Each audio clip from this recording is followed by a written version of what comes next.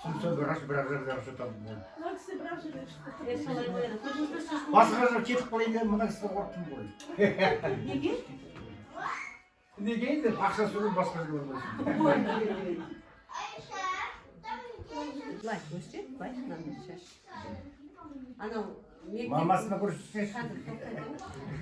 ана мұғалім ана завучтар не жасайды ғой, болмайды ғой, шаш мына жерден болу керек, как положено. Это мой любимый. Сосын Что, дай, ол бала айтады екен, мен осылай нем өзіме ұнайды, шашым таза. Менде қандай не бар? Мұғалімдер айтады, ана балаңыздың шашын кеспейді. Жарайды, онымен қойдым. Шашын кеспейді, мына жерге дейін.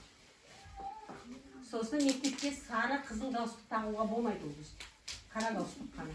Ол сары көйлек кетті, қызыл галстук, қара көйлек дейді. Ақ галстук тағады. Мектептің директоры маған бата алмайды. Потому что мен үлкен мұғаліммін ғой. Сосын үйге келемін айтамын, балам алып тақпай-ақ қойшы. Десем айтады, жоқ, мен өзіме ұнайды.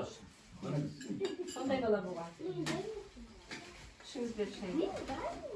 О, куртик. Сөйтіп барлығы бар ғой, бүгін кетті.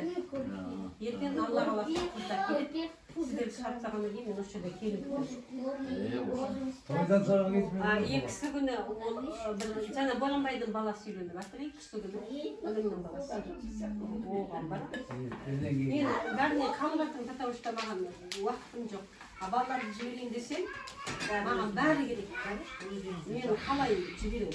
Мына кісі жіберейін десем құда келіп жатыр. Сонымен енді не болмады. Бағана Бегайым айтты, тәте кіріп шығам деген. Заглянул. Оған енді үйіне кісі келіп жатыр. Жан-жақта қайынапалар келіп жатыр. Газелмен кету керек. Сосын айтқам, әуре болмайық. Мен ете. Сосын айтам, Мадина, папам мен мамаңды сағындым ба десем, иә дейді. Бүгін қуанышты күн басталады.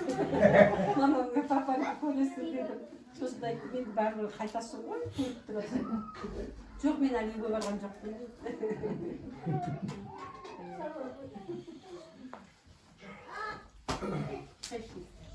Қуантай мен есентай. кішкентай көрінеді. Бұл кісі қарағанды ғой. Иә, қарағанды.